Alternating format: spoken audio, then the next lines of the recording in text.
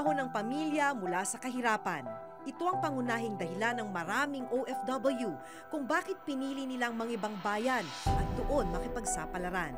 Sa kasalukuyan, umabot na sa 2.2 milyon ang bilang ng overseas Filipino workers sa buong mundo ayon sa National Statistics Office. Isa rito ang 31 taong gulang na si Alona Bagayan, Tubong Kalayaan, Laguna. Dito lamang Enero, nagtungo sa Dubai si Alona upang mamasukan bilang domestic helper. Nais daw niyang maipagawa ang bahay na ito para sa kanyang pamilya. Binigay niya po ng magulang sa kanya. Kaya po siya nag-decide na umabroad po. Para po mapagawa yung bahay namin. Yun po kasi ang gusto niya. Magkaroon po kami ng bahay na sarili. Para po sa amin, sa magulang niya po, gusto po niyang makatulong. Saka po sa mga anak ko. Yun po kasi ang gusto niya. Mapaganda po ang buhay namin. Dahil wala naman siyang mahanap na trabaho dito sa bansa, agad siyang napapayag sa alok ng isang recruitment agency para makapagtrabaho sa Dubai. Pero umpisa pa lang, tila hindi na mapalagay si Maricel, kapatid ni Alona, sa naging transaksyon ni Alona sa recruitment agency. January 30 hapon, tinawagan ko. Then nakausap ko si ate. Tinanong ko kung nasa na siya, bakit, anong problema. Ang sagot niya sa akin is nandun na daw siya sa loob ng airport. Pero nagkakaproblema dun sa visa niya. At ang sinabi niya, yung daw visa niya is may expired by 12 midnight. At kailangan niyang makalabas ng airport dun sa Dubai nang wala pang alas 12. Kasi kung lumagpas ng alas 12 is pauuwiin siya ulit. Nakarating naman daw sa kanyang amo si Alona ayon sa agency. Lumipas ang ilang araw pero hindi pa rin tumatawag si Alona sa kanila dahil hindi na mapakali sa agency na sila mismo tumawag para kumustahin ang kapatid. Sabi naman nila, huwag daw kami mag-alala kasi baka daw nahihiya lang si ate doon sa employer na makiusap, na tatawag siya. Eh ang sagot ko, dapat pagdating pa lang dyan sa agency is makakatawag na siya. Ang sagot nila is basta huwag kayong mag-alala, baka mga isang buwan makatawag na siya. Dalawang bagay ang nakikita kung may problema dito. Una, yung proseso ng pag-alis. Ang tawag nila dyan pahabol system. Yung parang kung may open na slot na pwede kang ilipad, ay pwede palang mangyari yon. Bawal na yon under the Migrants Act. Pangalawa, umaalis yung ating OFW without any documents na iniiwan sa pamilya para alam ng pamilya kung sino ang employer, anong address, ano ang kanilang magiging aktual na trabaho doon. Makalipas ang mahigit 2 buwang paghihintay, bangkay ng sinalubong ni Maricel si Alona. Kasi nung nakita ko yung itsura ng ate ko, hindi namin lubos akalain gano'n ang sasapitin niya. Na nangarap lang naman siya magtrabaho para sa pamilya niya. Hindi ko po sinabi sa mga anak ko na patay na po. Sabi ko lang po sa kanila, wala na po ang mami niya. Yun ang po pagkakasabi ko sa kanila. Ayon sa kopya ng autopsy report ng Dubai Police, lumabas na nagpakamatay raw si Alona sa pamamagitan ng paglaslas, pagsaksak sa sarili at pagtalon mula sa ikalimang palapag ng isang gusali. Bagay na hindi mapaniwalaan ng pamilya ni Alona. Pagkakasabi po, nag-suicide daw. Sabi pa nga sa akin, may sira ba yung anak mo? Sabi ko, bakit po magkakaroon ng sira? Siya nga po yung nagpaano muna bago nakaalis. Makakain man po makakaalis yun kung yung po ay may sira. Ay hindi po ako naniniwalang gagawin po yun ng anak ko. Very silent ang ating embassy. Very silent sila sa anong nangyari, binigay lang yung dokumento, o nandyan na yung police report. Okay na sa kanila yan. At ang interest lang nila ay paano pabibilisin o paano ma-repatriate yung OFW. Pag mayroon tayong hinala na mayroong foul play na nangyari, re-investigate natin para malaman natin yung katotohanan sa pagkamatay ng ating kababayan. Sa nais malaman ang katotohanan, lumapit ang pamilya ni Alona sa National Bureau of Investigation o NBI para sa isang re-autopsy. Nito lamang Biyernes, sinamahan namin si Maricel upang mag-follow up sa resulta ng autopsy. 3 linggo na kasi ang nakararaan mula nang gawin ito. Sa resulta ng otopsiya, nakasalalay kung magsasampa ng kaso ang pamilya laban sa agency at sa employer ni Alona. Dito malalaman kung nagpakamatay o may foul play sa pagkamatay ni Alona. Kasi ang sabi sir ni Dr. Baluyot is 2 to 3 weeks. Ika 3 weeks na ho ngayon, kaya ako naman nag-follow up na po But ako. as of the moment, he is on official leave. So most probably by Monday, he will be coming back and he will focus on this case. Alam na niya ito kasi palagi ko na rin binabanggit ito sa kanya. Mag-iisang buwan na, pero wala pa rin silang makuhang resulta.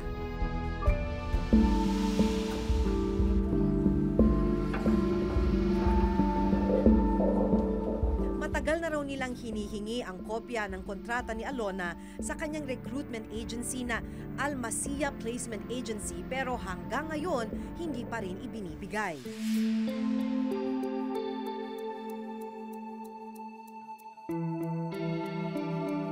Inilapit na rin ni Maricel sa Philippine Overseas Employment Administration o POEA ang kaso ng kapatid. Kasi po parang nangyayari, turuan na po eh. Tinuturo ng POEA sa agency, then yung agency tuturo kami sa POEA.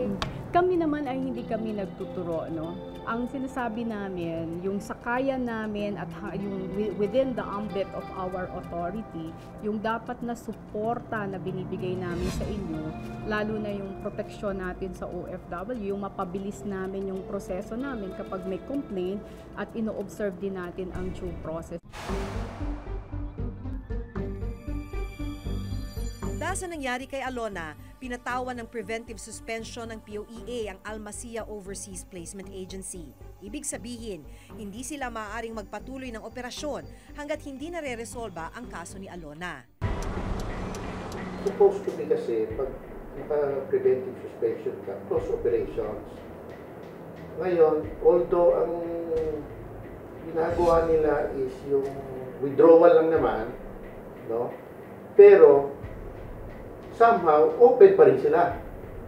Kaya nakikita namin na violation pa rin yun. Dapat, bago nila ginawa yun, although hindi naman recruitment activity yun yung nag-withdraw, dapat humingi muna ng permiso. Ang mas nakababahala, pang-18 kaso na pala ng Almasia ang kaso ni Alona. Karamihan dito ay recruitment violations.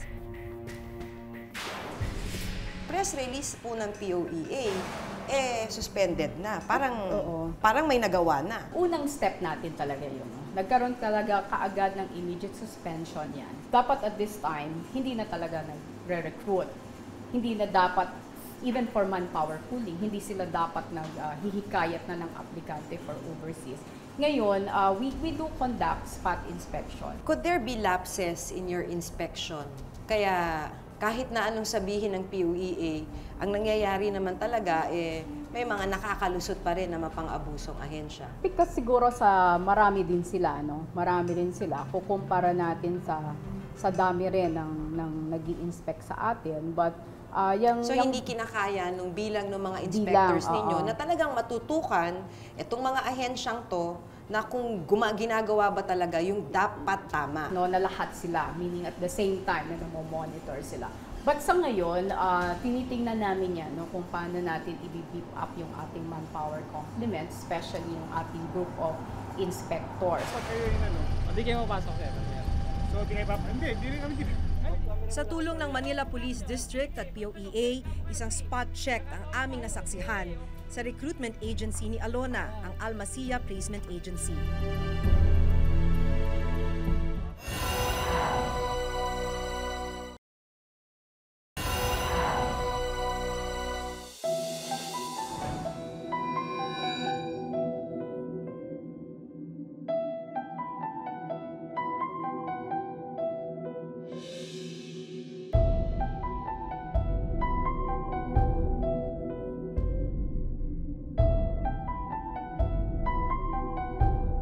Nangarap din ng magandang buhay para sa kanyang pamilya si Melody. Hindi niya tunay na pangalan, kaya siya namasukan bilang domestic helper sa Singapore noong 2003. Pero matapos lamang ang 5 buwang pagtatrabaho, umuwing wala na sa sariling katinuan si Melody. Ang kalbaryong naranasan niya sa ibang bansa, Baon-baon niya sa kanyang pag-iisip hanggang sa pag-uwi ng Pilipinas. Noon bumalik siya dito sa bahay, tinanong ko siya noon, nandiyan kami sa kwarto. Ba't nagkaganyan ka, ate? Kaso, sabi ko noon. Pero hindi niya, yung sinabi, yung tanong ko, sabi niya, nasan na ako, ganun lang naman. Tapos hindi siya mapakain noon. Sinusubukan ko siya noon. Ayaw niya. Sabi niya, umalis ka sa harap ko, sabi niya. Ang kanyang nakababatang kapatid na si Tina, hindi niya tunay na pangalan ang nag-aalaga ngayon kay Melody. Kwento ng kanyang inang si Elena, hindi niya tunay na pangalan. Bago ito, naikwento pa ni Melody sa kanyang mga ipinadalang sulat ang pagmamalupit na sinapit niya sa kamay ng kanyang employer. Yung una niyang employer, yung tinakasan dahil masungit yung babae, tapos ikinilong daw pa siya sa Bartolina. Kasi daw ang sabi niya, noon daw kasi naliligo siya kasi gutom na siya. Kumuha daw ng tinapay, doon siya sa CR na kumain kasi gutom na gutom. Tapos nabuksan daw yung amo niya na kumakain doon ng tinapay. Ayun daw ang kasalanan niya. Tapos kinulong sa Bartolina. Ewan ko kung ilang araw na nakakulong doon. Tapos yun nga, sumulat na naman, may time na sumulat. Tapos sinabi niya doon sa sulat niya na ikinulong ako sa Bartolina, natatakot ako. Baka papatayin nila ako. Ganun ang sinusulat sa sulat niya. Hindi na nga pinapakain sa oras. 3 bahay raw ang nililinis ni Melody kada araw. 2 beses daw na tinakasan ni Melody ang kanyang unang amo. Yun nga, nagreklamo nga. Nung tumakas, nagreklamo na naman doon nagreklamo sa agency niya. Tapos, nung kinuha ulit na naman yung amo daw niya, ay bumalik doon. Yun, pareho din amo. Bumalik doon sa amo niya. Tapos, parang hirap na, pinapahirapan. Tapos tumakas ulit. Yun nga, nag-iba ng employer niya. Tapos yung pangalawang employer, takot din siya para daw mamamatay tao rin. Tapos tumakas din. Pagkatapos takasan ng pangalawang amo, minabuti ni Melody na umuwi na ng Pilipinas. Hindi mo makakausap ng matino yan. Tumatawa lang, tatawaan ka. Tapos lalayuan ka na lang. Yan, tumatawa, lumalakad dyan, ayaw maligo, ayaw magbihis. Hindi nga, tingnan mo nga, ayaw magsuklay. Lahat-lahat ayaw. Ayon sa datos ng Overseas Workers Welfare Administration o OWA, sa mga umuuwing OFW sa bansa kada buwan, 3 sa kanila ang may mental illness.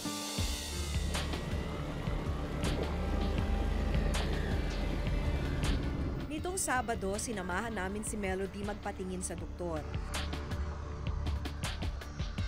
Dahil hindi mapakali at hindi rin nakausap ng maayos, si Nanay Elena na lang ang kinausap ng doktor. Ano raw yung dahilan na hindi siya kumakain? Para naman tulala, nakatirik lang sa iisang tingin.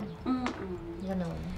Ayon kay Dr. Beatrice Inumpa, isang psychiatrist, may schizophrenia si Melody. Schizophrenia, may manifestations siya ng hallucinations, like nakakarinig siya ng mga voices na actually wala namang pinanggagalingan. Napag-alaman din namin na isa sa kaanak ni Melody ay may ganitong uri ng mental illness. Isa rin daw ito sa maaaring naging dahilan ng pagkakaroon ng sakit ni Melody. Mas kabila nag-contribute yung abusive na environment? Possible, pero para rin sa isang person na may risk na mag-develop ng ganitong sakit. Noong mga unang taon daw ng pagdating ni Melody, nagawa pa siyang mabilhan ng medikasyon. 1,000 piso ang ginagastos nila kada linggo para sa gamot. Pero dahil sa kasalatan, halos 10 taon nang tumigil ang medikasyon ni Melody. Nagdesisyon na lang ako na itigil na lang namin kasi ang mahal naman yung mga gamot niya. 1 linggo lang mahigit ni 1,000. Hindi namin kayang tustusan. Kaya nga sabi nga namin, kung dire-diretso namin na pakainan ng mga gamot na yon, saan kami kukuha? Kaya nga nagkahirap-hirap nga ng buhay namin. Ang masaklap na tuklasan nilang illegal recruitment ang nangyari pala kay Melody, kaya wala silang pwedeng makuhang anumang benepisyo mula sa OWA. Ang ating tinututukan ay yung mga miyembro. at ikaw ay member ng OWA, kung ikaw ay umalis ng bansa na ayos ang papel, hindi ka illegal na umalis ng bansa.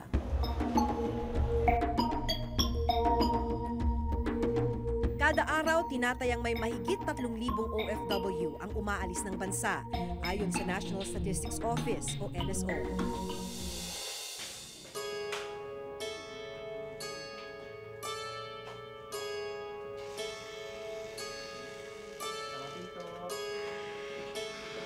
Ilang linggo mula ngayon, magiging kabilang narito ang 48 taong gulang na si Luz Napay. Paalis si Luz papuntang Qatar para magtrabaho bilang isang domestic helper. Mananahi sa isang factory ang trabaho ngayon ni Luz. 4,000 piso kada buwan ang kanyang kinikita sa pananahi. Pero hindi raw sapat ang kinikita niya sa trabaho para masustentuhan ang kanyang 3 anak. Tumigil na nga sa kolehiyo ang kanyang panganay na anak, bagay na lalong nagtulak sa kanya para makipagsapalaran sa ibang bansa. Tumigil yung isa ko, tapos yung isa naman nag-graduate last ngayon lang. Hindi ko siya mapapag-aral kung dito lang ako. Dito, minsan nananahi ako. Napakaliit naman sinasahod ko. Kumikita lang ako 1,000 sa 1 week, di 4,000 na isang buwan. Talagang hindi kakasya. Kaya kailangan, kung mag-diets ako sa ibang bansa, dumodoble man lang doon sa 4,000, nagiging 8,000, ganun lang.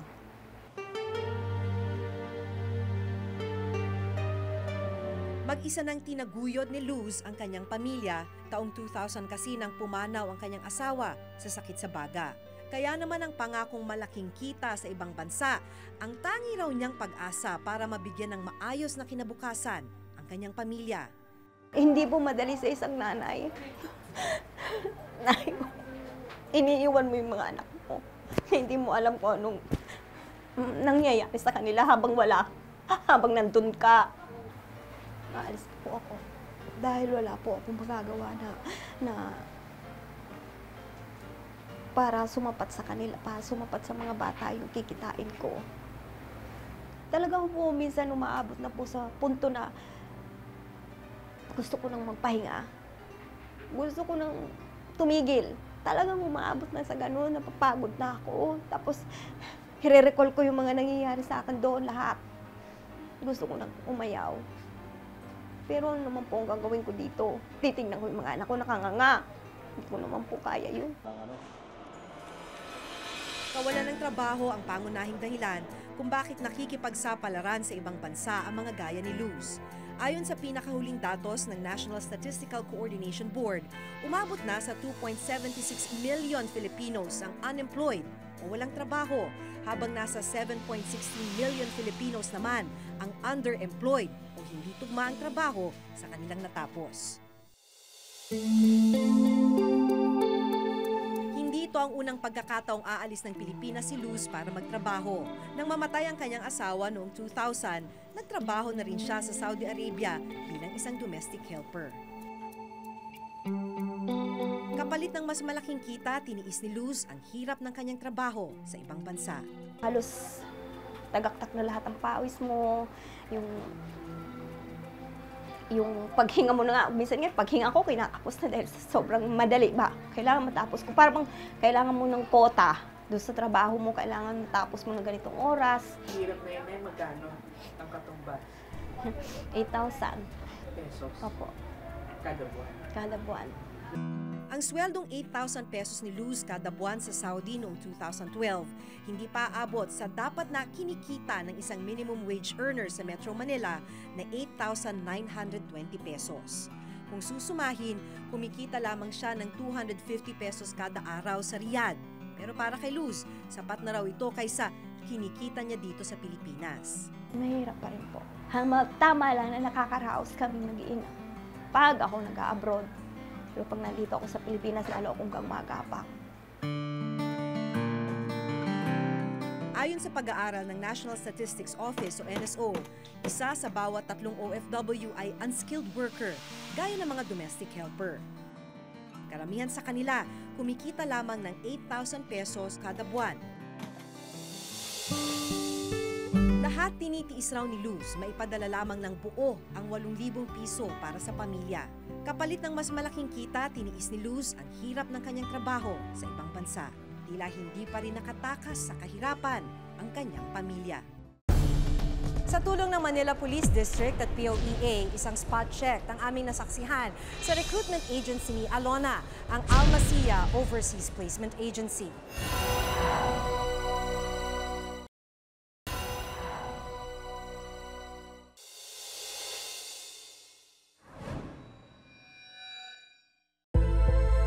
Sa tulong ng Manila Police District at POEA, isang spot check ang aming nasaksihan sa recruitment agency ni Alona, ang Almacia Overseas Placement Agency.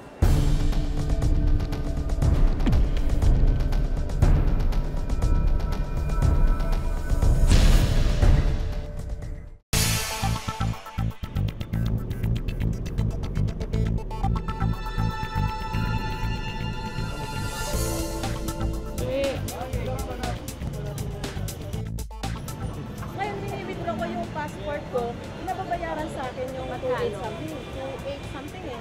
Oo, tapos sabi ko, mami, wala akong ganyang halaga. Kasi sabi ko, bayaran ko daw yung pinang-medical ko. Sabi ko, wala akong ganyang halaga. Sabi ko, pwede ba ganito, kahit 1,000 lang, makuha ko na yung passport ko. Inabutan naming may mga inaasikasong mga kliyente, ang mga empleyado ng agency. Isa-isa silang nilapitan at kinausap ng mga kasama naming taga-POEA. Inaasikaso raw nila ang kanilang mga application para makapagtrabaho sa ibang bansa. Malinaw na nag-ooperate pa rin ang agency. So, hindi sila dapat na nag-ooperate, ngayon sila ay under suspension. Maliwanag yan even sa ating POA rules and regulations. Pero dahil nag-apply ang mga kliyente bago pa man nasuspindi ang lisensya ng agency at nagfa-follow up na lang ngayon ang kanilang application, hindi pa raw ito may papasara agad ng POEA.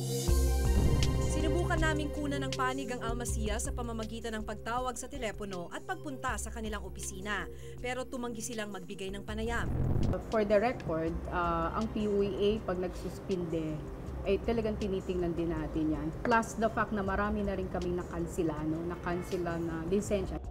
Sa tala ng POEA, nasa 1,600 na illegal recruitment case noong 2010. 6 na establishmento lang ang naipasara at 12 opisyal lang ng recruitment agency ang naipakulong. Nakuha rin ni Maricel ang mga dokumento ng insurance ng kapatid, pati na rin ang kopya ng kontrata nito. Pero kapansin-pansin daw ang tila pagkaiba ng pirma ni Alona sa kontrata kung ikukumpara sa pirma nito sa passport. Ito yung original na pirma ng ate ko. Ito yung hindi ako, walang sign contract ang ate ko. Yan ang inaano ko dyan. Parang iba kaya i-check ko ulit. Double check lang. Pero at least po, meron po akong nakuha na ganitong dokumento sa kanya. Planong ipa-forensic ni na Maricel ang pirma na nasa kontratang ibinigay ng ahensya. Nagkaroon din ng pagkukulang sa part ng initially, but it's still under evaluation. So nagkaroon muna tayo ng order of preventive suspension sa kanila habang inaalam pa natin yung kumpletong detalye at bago kami magbigay ng final na decision dito sa kaso. Noong nakaraang taon, umabot sa 800 billion pesos ang ipinadalang remittances ng mga OFW sa bansa. Katumbas ito ng 22% ng kabuuang Gross National Income o GNI ng bansa. Itinuturing na isang malaking kontribusyon sa pag-unlad ng ekonomiya. Kaya naman bilang mga bagong bayani, ganun din sanang pagpapalaga sa karapatan at kalagayan nila. Pero tila kabaligtaran ang sinasabi ng mga estadistika. Ayon sa tala ng POEA, sa nakalipas sa 10 taon, papataas ang kaso ng illegal recruitment case sa mga OFW. Mula 573 noong 2000, umakyat ito sa 1,648 noong 2010. Ang mas nakakabahala habang dumarami ang bilang ng kaso ng illegal recruitment. Pababa naman ang disposition rate o ang porsyento ng mga nare-resolve na kaso. Kung noong taong 2000 ay nasa 77.8% ang resolved illegal recruitment case, bumaba ito sa 17.2% noong 2010. Ulit-ulit na nangyayari sa mga kababayan kababayan natin, nabibiktima sila, pero anong ginagawa ng ahensya na dapat nagbabantay sa mga ganitong proseso? Meron tayong bukod doon sa ating pagsususpinde, pag-aalis ng lisensya, yung ating adjudication. We have been intensifying our campaign against illegal recruitment. Kumbaga mas visible, no? Mas visible tayo sa mga panawagan yan. Mas umonti ba? Mukhang mas dumami po eh. Siguro dalawang anggulo yun. Maaring dumami siya because mas marami ngayon yung mas nagiging vocal doon sa kanilang complaints. Meron ding anggulo na mas na-lessen siya dahil mas na-actionan natin siya. Pero hindi mo masasabi siguro na mas higit pa siyang dumami dahil kukulang yung effort natin. No? Ang trabaho sa ating bansa, dito sa ating bansa, ang kanilang pinalalakas. At yan dapat ang ating maging priority. Ngunit, ang pagtrabaho sa ibang bansa ay maaaring maging alternatibo, but not the first choice. As far as the President is concerned, kung titignan natin, nung tumatakbo pa lang siya, senador pa lang siya, ang sinabi na niya, gusto ko sana yung pagpunta sa abroad at yung paghahanap ng livelihood abroad, maging choice. Kailan po kaya pwedeng, o nakikita nyo na magiging choice na yung pagpunta abroad? Gaano katagal? 10 taon? 15 taon? Sa tingin niyo po kailan? Siguro medyo matagal. Hopefully, it will come sooner rather than later. Pero ayoko nang magbigay ng 10 taon. Ganito yung mangyayari. Kasi baka isipin naman na doable within the 10 years. Mga bagong bayani ang tagurin natin sa kanila. Tinitisang mawalay sa mga mahal sa buhay para lamang kumita at matustusan ang pangangailangan nila. Hanggang kailan nga ba sila magsasakripisyo? Hanggat nananatiling kulang ang trabaho at oportunidad para umunlad at takasan ng kahirapan sa ating sariling bansa, mananatiling sa ibang bansa makikita nila ang pag-asa. Ako si Maki Pulido. Ako si Jigo Manikad at itong nakatala sa aming Reporter's Notebook.